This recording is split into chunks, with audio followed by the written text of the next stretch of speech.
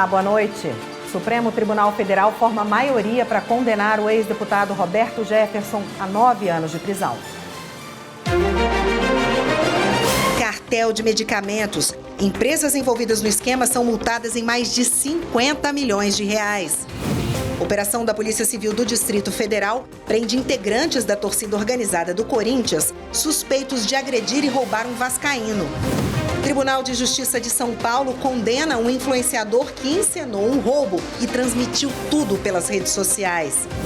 E ainda, em Natal antecipado, servidores e magistrados do Judiciário Alagoano fazem a alegria de crianças carentes de Maceió. O Jornal da Justiça desta sexta-feira, 13 de dezembro, começa agora.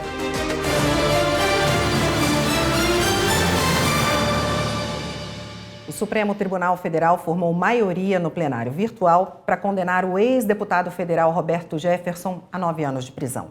A sessão termina hoje à noite e a Marta Ferreira tem todas as informações. Roberto Jefferson foi denunciado pela Procuradoria-Geral da República pelos crimes de atentado ao exercício dos poderes, calúnia, homofobia e incitação ao crime.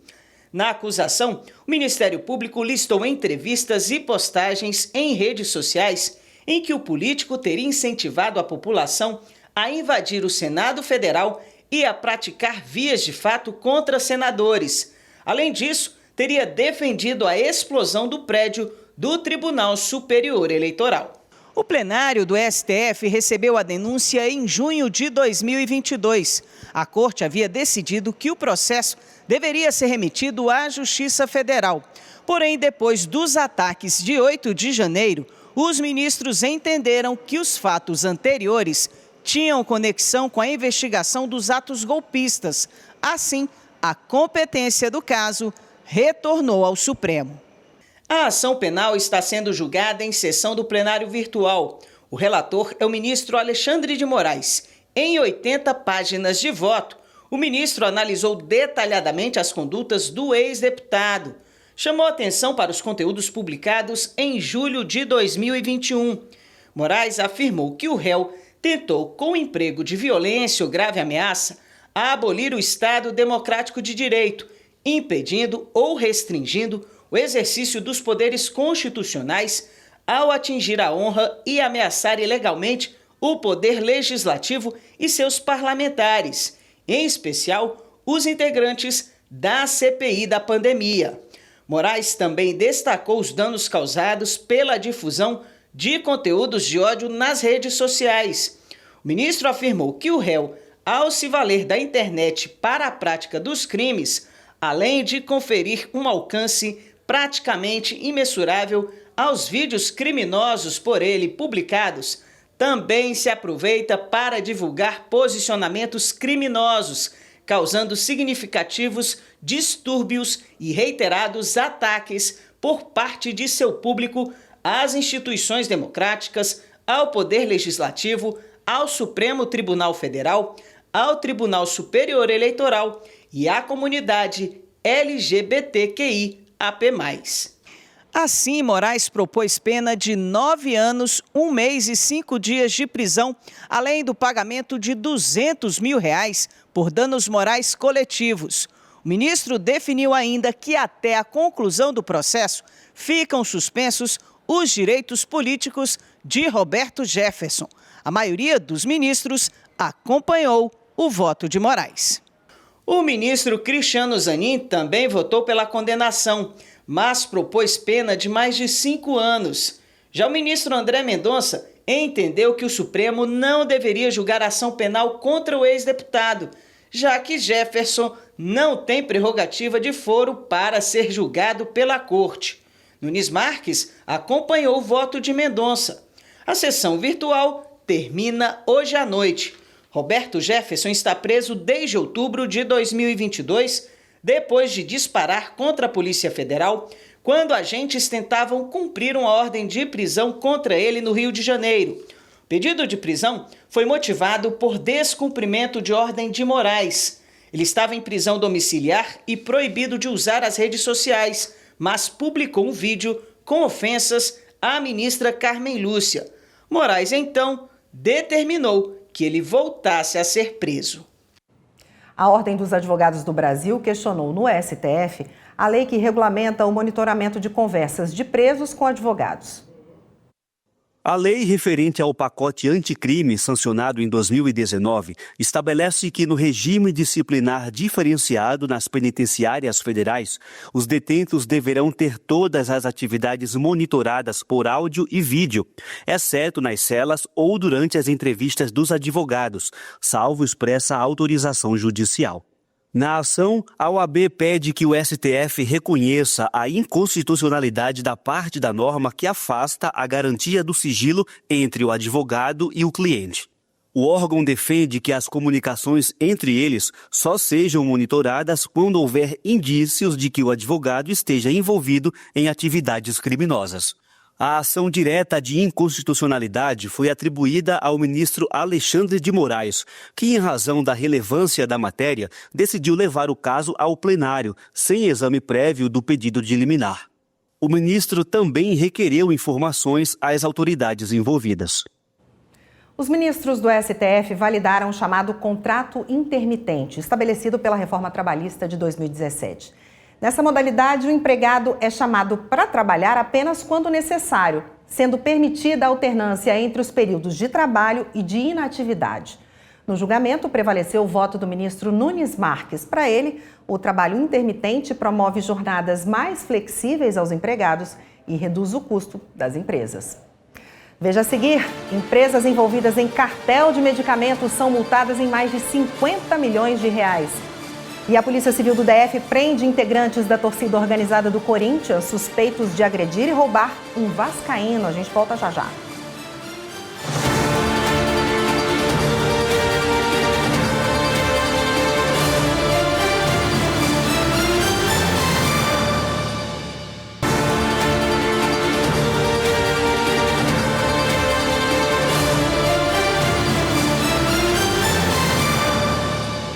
O Tribunal do Júri de Itajaí, em Santa Catarina, acolheu integralmente a tese do Ministério Público e condenou o médico Osmani Ramos, de 79 anos, a 10 anos e 5 meses de prisão pelos crimes de tentativa de homicídio e falsa identidade. O cirurgião plástico, que ficou famoso na década de 1970, já havia recebido uma pena de 46 anos, das quais cumpriu 35 por vários crimes. Ele enfrentou novamente o Conselho de Sentença em Itajaí, desta vez por tentar matar um homem. O crime foi em maio deste ano. O CAD condenou em mais de 50 milhões de reais os envolvidos num cartel de medicamentos. Regina Souza com as informações. O Tribunal do CAD, o Conselho Administrativo de Defesa Econômica, condenou 5 empresas e 5 pessoas por envolvimento em cartel que fraudava licitações públicas para a compra de medicamentos, além de atuar no mercado privado de fármacos. O valor total das multas ultrapassa 50 milhões de reais. A investigação começou a partir de informações do Ministério Público de Minas Gerais e incluiu interceptações telefônicas e mandados de busca e apreensão. As empresas mantinham comunicação frequente para combinar preços e vantagens em licitações, restringindo a concorrência.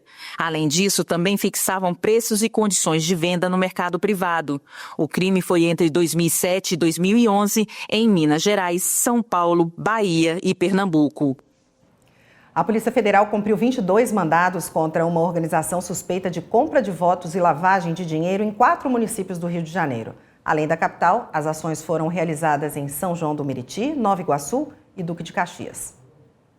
As investigações começaram em outubro com a prisão de um homem com R$1.900.000 em espécie. Segundo a polícia, ele fazia parte de uma organização criminosa que atuava na Baixada Fluminense. O grupo era formado por políticos e empresários. Há indícios de que as empresas contratadas pelo poder público eram usadas para favorecer políticos em suas campanhas, com o objetivo de manter a hegemonia do grupo. Pois é, e entre os alvos dessa operação estão o prefeito de Duque de Caxias, Wilson Reis, o secretário estadual de Transportes, Washington Reis, a vereadora Fernanda Isabel da Costa, que é filha do traficante Fernandinho Beiramar, e o deputado estadual Valdeci da Saúde, do PL. A Justiça Federal condenou um grupo de golpistas que causou prejuízos de mais de 3 milhões de reais no Pará. Márcio Fontinelli. Com base nas provas apresentadas pelo Ministério Público Federal, a Justiça condenou 5 pessoas por fraude, receptação e lavagem de dinheiro. O grupo que atuava no Pará falsificava documentos para conseguir financiamentos em vários estados, como Goiás, Minas Gerais e Tocantins. O prejuízo causado às instituições ultrapassa os R$3 milhões. Além de multa, os envolvidos receberam penas de até 26 anos de prisão. Operação da Polícia Civil do DF prende integrantes de torcida organizada. Justiça condena influenciador por encenação de assalto e um helicóptero é apreendido com drogas no Amazonas. Confira os destaques.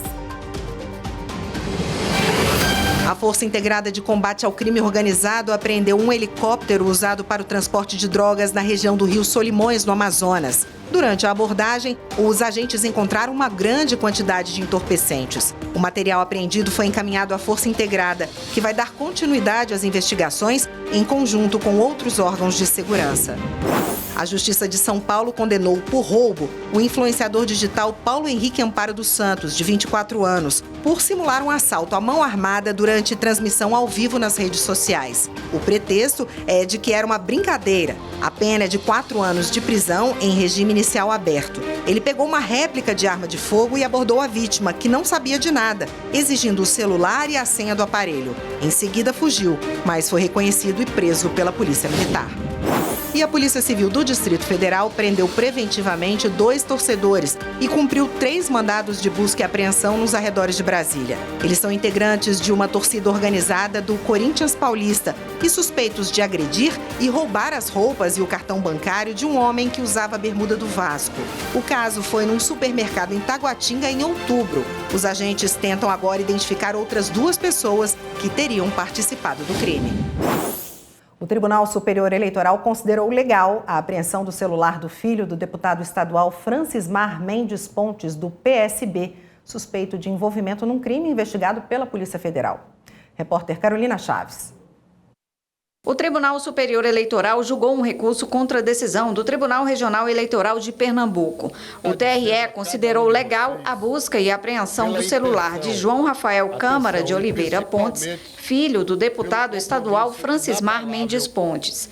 Rafael teve o aparelho retido enquanto estava na casa do pai, que é acusado de compra de votos nas eleições de 2022. Os mandados foram cumpridos no dia 11 de novembro de 2022, na casa do parlamentar e do coordenador da campanha dele.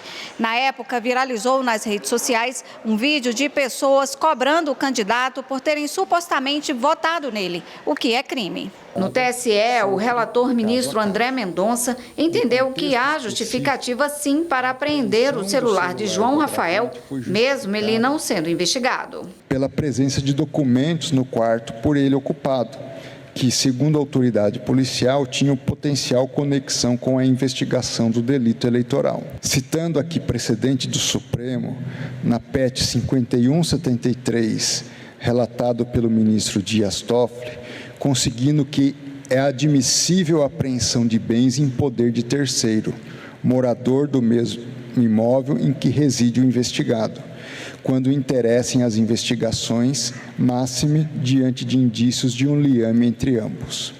E agora a gente fala de 2 nomezinhos bastante difíceis. Você já ouviu falar, sabe dizer o que são AIGE e AIME? Pois bem, são 2 tipos de ações que servem para investigar abuso de poder ou uso indevido de recursos nas eleições. Essas ações, elas tramitam na Justiça Eleitoral e têm características bem próprias. Quem vai explicar tudinho para a gente é o repórter Estevão Furtado. AIME e AIGE. Você sabe a diferença entre essas 2 ações?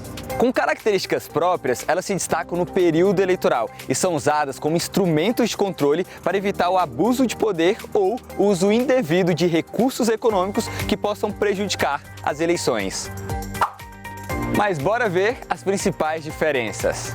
A AIME, ou Ação de Impugnação de Mandato Eletivo, está prevista na Constituição Federal.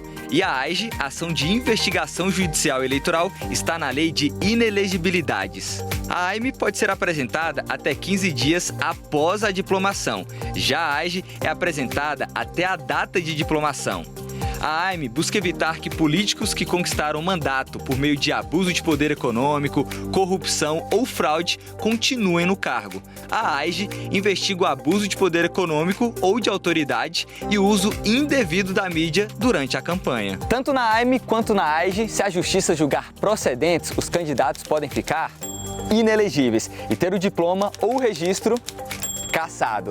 As duas ações podem ser apresentadas à Justiça Eleitoral por partidos políticos, coligações, candidatos e até mesmo pelo Ministério Público. Veja a seguir, a STF tem maioria para derrubar a cobrança do imposto de herança sobre planos de previdência privada em caso de morte do titular.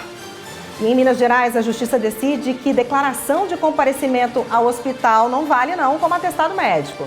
A gente explica no próximo bloco. Até já.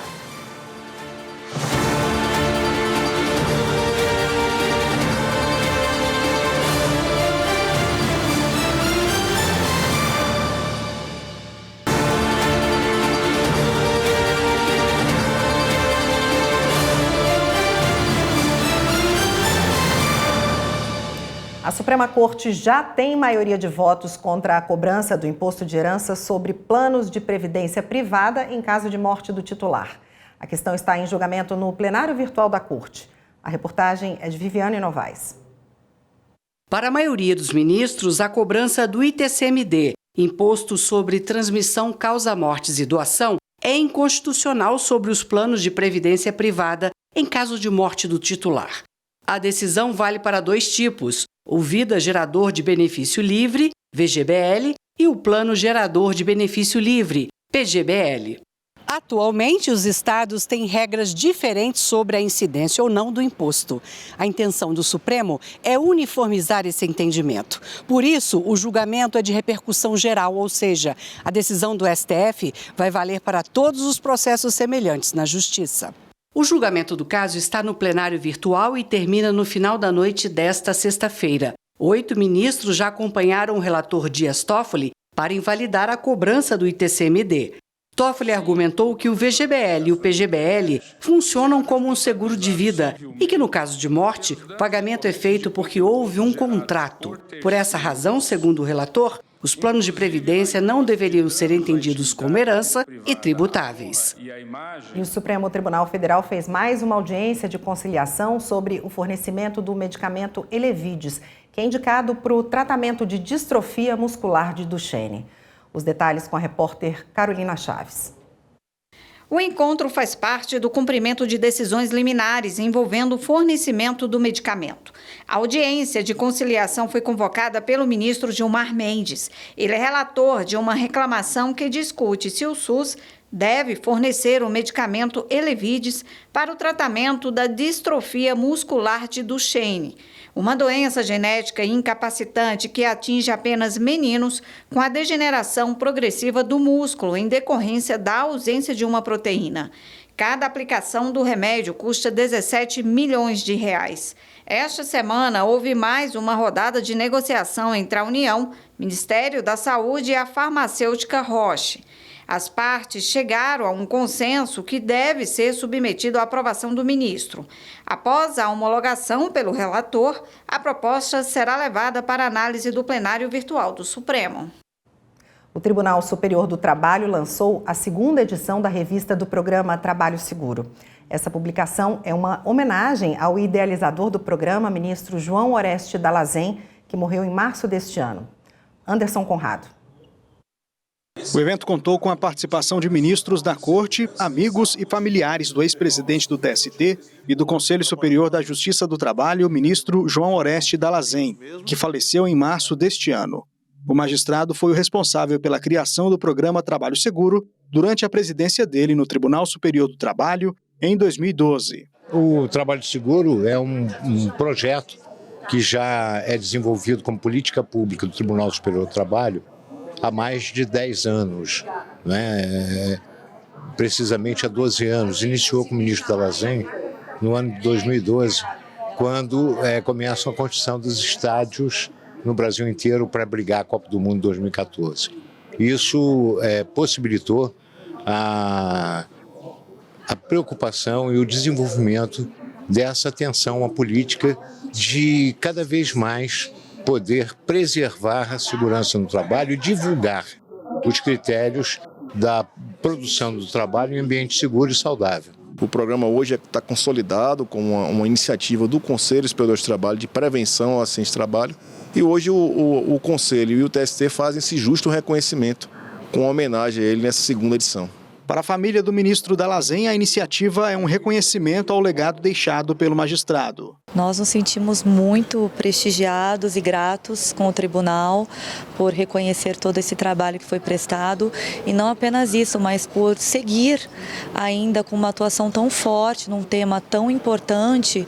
Então é muito bonito de ver e agradeço a todos os ministros por terem nos dado essa homenagem maravilhosa e não só isso, mas por estarem ainda levando à frente esse maravilhoso trabalho. A revista do programa Trabalho Seguro tem o objetivo de fomentar a produção acadêmica e fortalecer as políticas públicas voltadas para a segurança no ambiente de trabalho. A publicação deste ano reúne 13 artigos de ministros, juristas e especialistas em direito trabalhista, que abordam temas como direitos humanos, trabalho análogo ao de escravo, informalidade e as competências da Justiça do Trabalho. A revista, lançada anualmente, segue diretrizes estabelecidas por ato do CSJT e amplia o debate sobre o tema, alcançando diversos segmentos da sociedade dentro do universo trabalhista. Todas as edições da revista estão disponíveis para download gratuito no site do programa. E o Tribunal Regional do Trabalho da Bahia fez uma homenagem ao centenário do jurista Coqueijo Costa. Carolina Vasco. Um gabinete montado no auditório do TRT da Bahia remete a uma personalidade importante para a Justiça do Trabalho. Carlos Coqueijo Torreão da Costa. Todos esses elementos fazem parte do colóquio em homenagem ao centenário do homem, artista e jurista.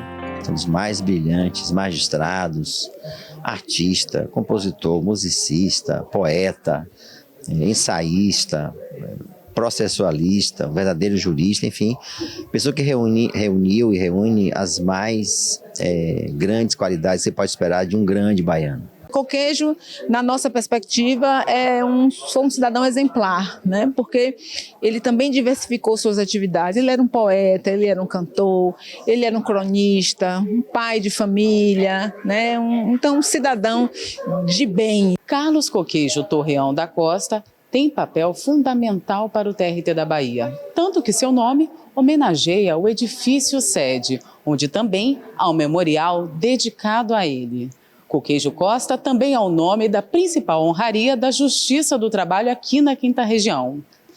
Ele ingressou na magistratura em 1946, tornou-se desembargador do Trabalho, ministro do Tribunal Superior do Trabalho, onde exerceu as funções de corregedor-geral da Justiça do Trabalho, vice-presidente e presidente. O colóquio também contou com a palestra do ministro do TST, Alexandre Agra, e o momento de homenagem feito pela filha Maria da Graça e pela neta, que também é juíza do TRT da Bahia, Marúcia Belov. Foi uma emoção muito grande, porque quando ele faleceu eu tinha apenas 17 anos e primeiro me formei em medicina, seguindo a tradição da família, assim como ele o fez, e depois fiz o direito e fui aprovada no concurso para juíza no tribunal com o nome dele. Então isso para mim é um orgulho muito grande, é uma alegria enorme, uma satisfação.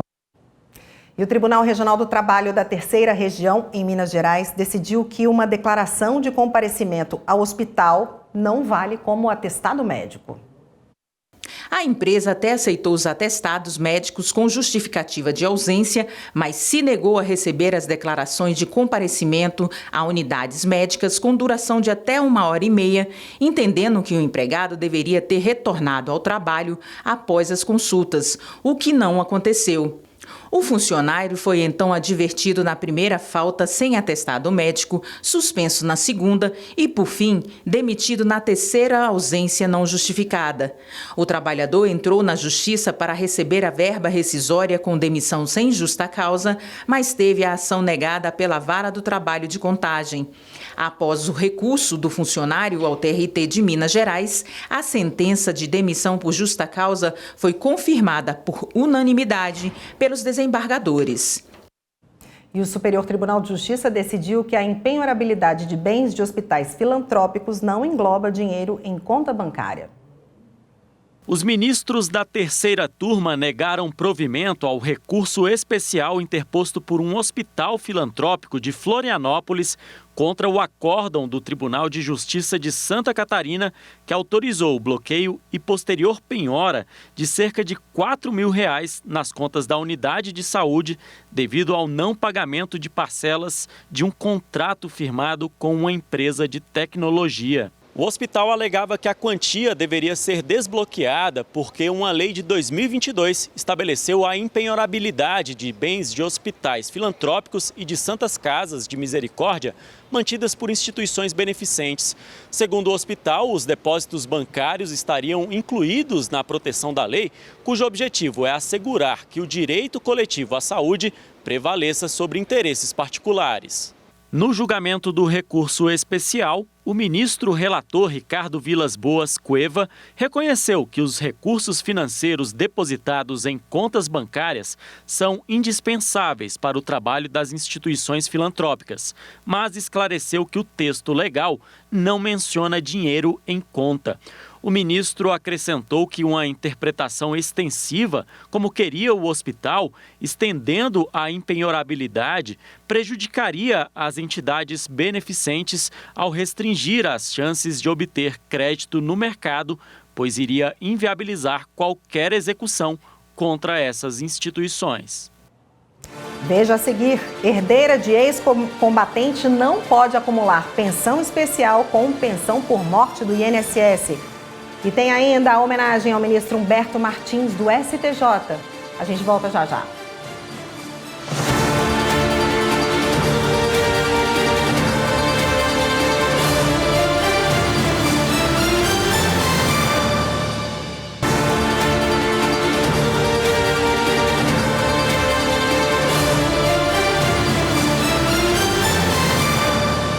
A primeira turma do Superior Tribunal de Justiça decidiu que herdeira de ex-combatente não pode acumular pensão especial com a pensão por morte do INSS. A repórter Marina Campos tem os detalhes. As imagens do Arquivo Nacional registram o embarque de militares da Força Expedicionária Brasileira na campanha da Itália, na Segunda Guerra Mundial, e o retorno ao Brasil de muitos deles em 1945, ao final da guerra. O governo brasileiro decide enviar à Itália um corpo expedicionário de 3 divisões. Para os ex-combatentes que retornaram incapacitados, sem prover os próprios meios de subsistência e que não recebiam qualquer importância dos cofres públicos, a legislação brasileira passou a conceder pensão especial correspondente ao soldo de um segundo sargento das Forças Armadas. E não só para eles, mas aos herdeiros também. O direito dos herdeiros a essa pensão está previsto no artigo 30 da Lei 4.242, de 1963. Nos casos de falecimento antes da promulgação da Constituição de 1988, depende do preenchimento dos seguintes requisitos: comprovação de que as beneficiárias, mesmo casadas, maiores de idade e não inválidas, não podem prover os próprios meios de subsistência e de que não recebem quaisquer importâncias dos cofres públicos. No STJ, os ministros da primeira turma julgaram o pedido de uma pensionista, filha de ex-combatente, para acumular a pensão que passou a receber após o falecimento do pai, em 1978, com a pensão decorrente da morte do marido, ocorrida em 2014. Tanto o juízo de primeiro grau quanto o Tribunal Regional Federal da Segunda Região negaram a pretensão, o que levou a mulher a recorrer ao STJ, argumentando que a vedação à acumulação de pensões recairia somente sobre o próprio ex-combatente e não sobre os dependentes. Mas os ministros da primeira turma seguiram o voto do relator, ministro Paulo Sérgio Domingues, e negaram provimento ao recurso especial. Eles reafirmaram a jurisprudência segundo a qual não se pode acumular a pensão especial herdada de ex-combatente da Segunda Guerra com outra verba recebida dos cofres públicos, como pensão do INSS. Um livro em homenagem à atuação do ministro Humberto Martins foi lançado no Espaço Cultural do STJ. E quem acompanhou foi a repórter Michele Chiapa. Ministras e ministros, autoridades, advogados e acadêmicos prestigiaram o lançamento do livro Direito Federal Interpretado, Estudos em homenagem ao ministro Humberto Martins. O presidente do STJ, ministro Herman Benjamin, enalteceu a trajetória do homenageado. Eu felicito ao ministro Humberto Martins por ser o homenageado. O livro não é feito assim ao acaso, mas é um tributo que esses autores, coautores e coautoras prestam à pessoa, no meu caso, ao colega e amigo ministro Humberto Martins. Natural de Maceió, Alagoas, Humberto Martins presidiu a corte no biênio 2020-2022. A obra relata a contribuição do magistrado ao longo de 18 anos como ministro no Tribunal da Cidadania.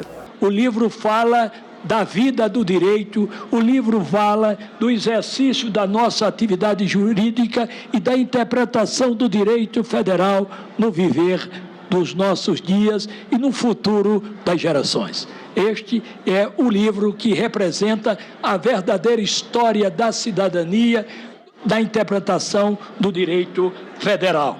O prefácio da obra foi escrito pelo ministro do Supremo Tribunal Federal, Dias Toffoli. Eu procurei no prefácio destacar o lado exatamente humano do ministro Humberto, dessa sua afetividade, desse seu bom humor, desse seu joie de vivre. Nada abate Humberto. Essa alegria de viver do ministro Humberto realmente nos contagia e faz com que todos nós estejamos aqui com muita alegria, com muito prazer, para comemorar essa obra. O livro aborda temas relevantes da área jurídica no âmbito federal, direito público, privado e processual civil a partir de julgados do STJ, considerando a colaboração do ministro Humberto Martins.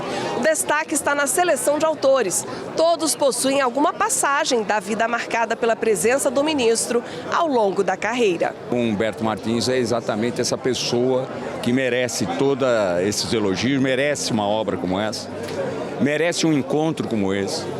É um homem que tocou o nosso tribunal quando presidente de uma forma maravilhosa, deixou suas pegadas aqui e ele merecia realmente um momento como esse para a consagração dele, consolidando seus bons atos aqui no tribunal. Temos espaço para o judiciário, o Ministério Público, a advocacia, a universidade. E, de certo modo, essa conexão é uma trajetória muito próxima da vida do homenageado, que passou por todos esses espaços. Então foi difícil e ao mesmo tempo muito fácil organizar a obra, tendo como fio condutor a própria vida do ministro Humberto Martins. O ministro contribui muito para o direito e ainda contribuirá. Certamente os leitores vão se surpreender com a grande quantidade de artigos e com a relevância dos artigos que foram publicados. O advogado Roberto Rosas, responsável pela apresentação, detalha a relevância da obra. Esses trabalhos são homenagens de juristas eminentes, ministros do STJ, ministros do Supremo Tribunal, professores, revelando teses que são pertinentes ao ministro Humberto Martins. Acho que os trabalhos são muito bons, bem apresentados. A minha função foi só de apresentação do homenageado, que eu conheço há muitos anos, desde o tempo da OAB, e por isso, da minha parte, é uma exaltação pessoal para uma pessoa que conhece há muito tempo. Eu não escrevi sobre um anônimo, eu escrevi sobre uma pessoa conhecida. O programa Moradia Legal entregou títulos de propriedade para várias famílias no interior de Alagoas. Acompanhe com André Risco. 2 municípios foram contemplados no mesmo dia pelo programa Moradia Legal. O primeiro deles foi Tanque d'Arca. Por aqui, 25 títulos de propriedade foram entregues para famílias de baixa renda. O prefeito explicou que nesta, que é a segunda etapa, foram escolhidos moradores do conjunto Água Viva. Tanque d'Arca tem a maioria de suas casas sem documentos. Então, isso é uma ajuda que a gente quer dar à população, junto com o Tribunal de Justiça e a Noreg, para que cada um tenha a sua dignidade, tenha a sua confiança de que a casa é sua realmente, de fato e de direito. O Corregedor-Geral da Justiça, o desembargador Domingos de Araújo Lima Neto, esteve presente representando o presidente Fernando Tourinho. Proporcionar que o cidadão, notadamente o cidadão de baixa renda, ele possa ter o seu imóvel devidamente registrado e com isso trazendo inúmeros benefícios. Dona Marili vive há 32 anos no povoado. Ela disse que nunca teve condições de pagar pelo documento e o dia de hoje significa a realização de um sonho. A casa é minha, agora eu tenho uma casa com documento registrado no cartório e ninguém toma. O segundo município a receber o programa, que está em sua 6ª edição, foi Coité do Noia. Por aqui foram entregues 49 títulos de propriedade para famílias da comunidade Coab. Essa comunidade em particular sofreu nos últimos anos uma situação bem delicada, bem difícil, né? Que foi a tentativa de reaver a posse do terreno onde hoje é construída essas casas. Para a Edna, que subiu ao palco representando os moradores, o dia de hoje foi mais que especial. Depois de 30 anos, ela tem orgulho de dizer que a casa finalmente é dela. Hoje é um grande dia, hoje é a celebração da realização de um grande sonho, né? Meu e de toda a comunidade Coab. Festejar agora, né? E poder dizer assim com toda certeza que é nossa. Agora sim a casa é nossa. É isso aí. Agora a gente fala um pouquinho de sustentabilidade. O Judiciário de Mato Grosso fez o plantio de mudas de árvores na Escola Estadual Salim Felício. As informações com Carlos Celestino. Escola Estadual Salim Felício. Foi nesta unidade de ensino que o Programa Verde Novo do Poder Judiciário de Mato Grosso realizou o plantio de 12 mudas de árvores de espécies nativas no gramado em torno da quadra poliesportiva. Vai trazer um sombreamento, vai deixar um espaço mais bonito, vai embelezar a escola, vai deixar mais agradável, porque a gente vai trazer aquela sombra que tanto necessita aqui no espaço escolar. A ação reuniu muitos voluntários, entre adultos e crianças. A Celes não fez cerimônia. Colocou as mãos na terra para realizar o plantio. Os benefícios são imensos, né? Sombra, frutas, né? Algumas são frutíferas. Além de estar renovando, né? A vida, o ar, auxiliando. Sombra, né? Que é nesse sol escaldante de Cuiabá, a gente precisa. O plantio das árvores ele já vai servir de inspiração para projetos, né, da escola, referente a reflorestamento, a questão de área verde, que é discutido muito nas áreas de ciência da natureza. Inclusive os alunos do ensino médio, né, trabalham bastante esse tema. Então só vem agregar a escola. A atividade ambiental fez parte da programação organizada pelo Rotary Club, que ofereceu diversos serviços de saúde e cidadania à comunidade do bairro Parque Real, em Cuiabá. Esse evento aqui é considerado o nome de Rotary Day, que seria um dia do rotariano. Esse Rotary Day nós estamos trazendo várias ações de cidadania social e cultural. E nesta ação ambiental, a comunidade também levou mudas de árvores frutíferas para plantar no quintal de casa. Veja a seguir, Ministério Público pede que hidrelétrica seja responsabilizada pelas mortes de peixes causadas por um apagão no Tocantins. E ainda em Natal antecipado, servidores e magistrados do Judiciário Alagoano fazem a alegria de crianças carentes de Maceió.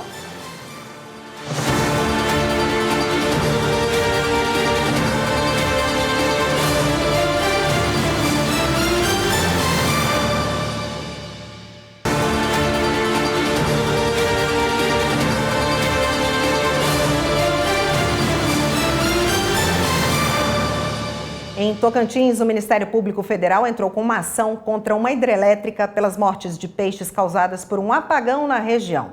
Márcio Fontinelli.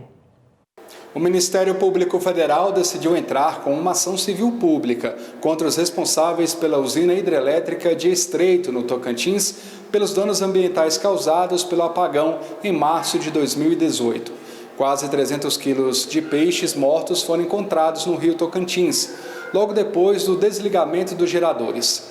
O MPF pede uma indenização de R$ 288 mil, que serão destinados ao Fundo Nacional do Meio Ambiente. E neste sábado, a Praça da Liberdade em Belo Horizonte vai ser palco da tradicional cantata de Natal do Tribunal de Justiça de Minas Gerais. São crianças e adolescentes que participam do coral e da orquestra. O evento é aberto ao público e o repórter Fabrício Veloso acompanhou os ensaios. Os preparativos para a cantata de Natal do TJMG seguem em ritmo acelerado. No último sábado, cerca de 300 crianças e adolescentes da Orquestra Jovem e do Coral Infanto Juvenil do TJMG se reuniram no prédio do IEFA, em Belo Horizonte, para um ensaio geral da apresentação do musical.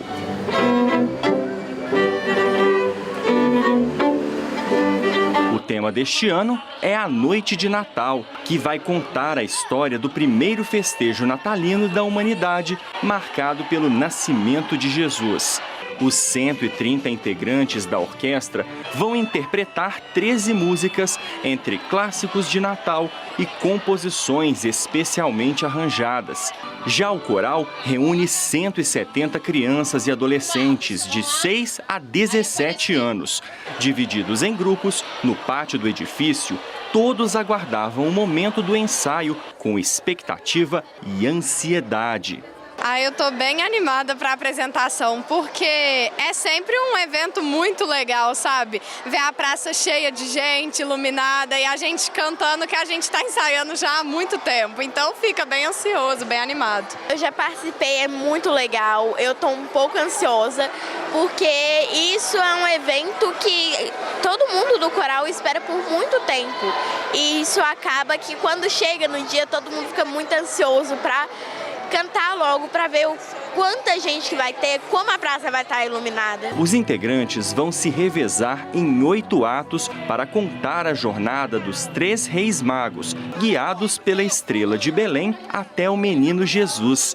Além da escadaria principal, coristas e músicos se apresentarão nas janelas da fachada do edifício. A Manuela também faz parte do coral. Ela até gravou um vídeo convidando o público para prestigiar a cantata deste ano. Oi pessoal, eu sou a Manu. Hoje eu vim convidar vocês para a cantata do TJMG. No sábado, dia 14 de dezembro, às 19 horas, na Praça da Liberdade. Esperamos vocês!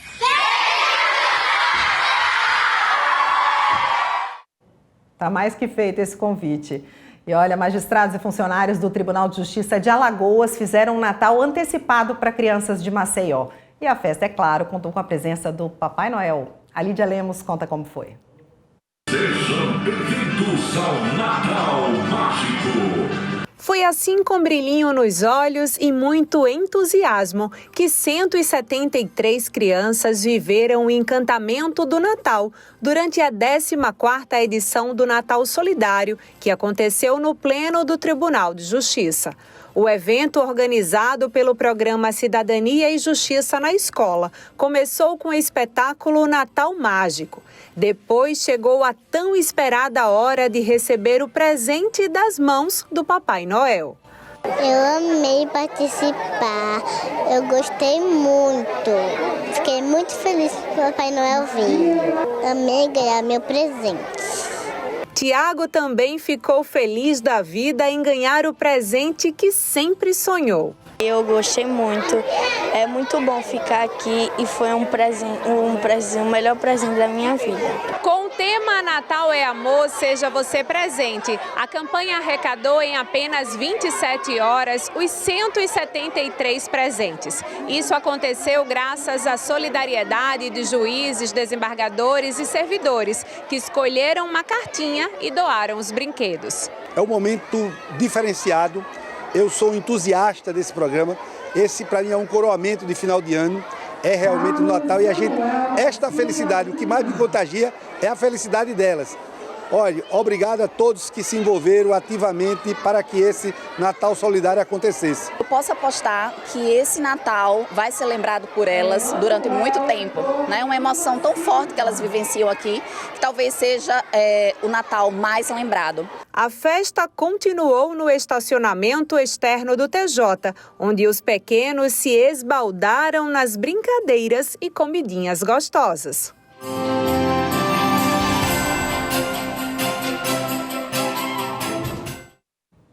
Solidariedade também no Superior Tribunal de Justiça. Mais de 100 crianças foram até a corte receber os presentes pedidos nas cartinhas enviadas à campanha Papai Noel dos Correios. Vamos ver.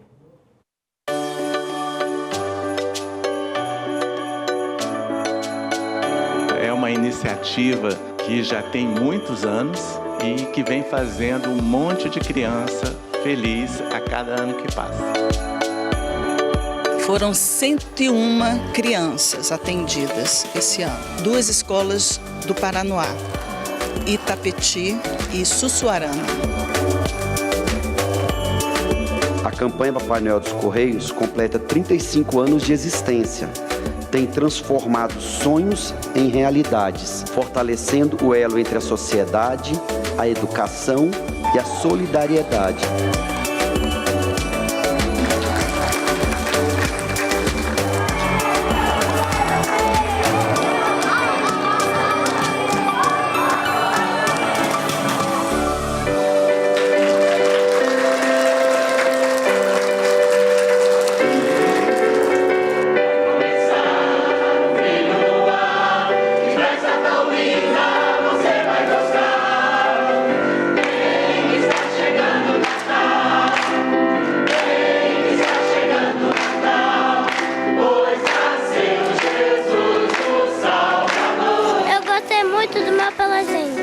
Eu já tenho uma boneca, assim, né? Uma dessa. Assim, eu já queria outra pra ter uma irmã.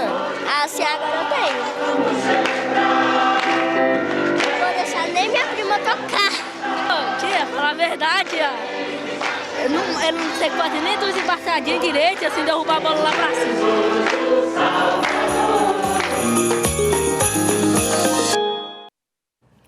E essa edição do Jornal da Justiça fica por aqui. Para você, uma excelente noite, um ótimo fim de semana. Até segunda.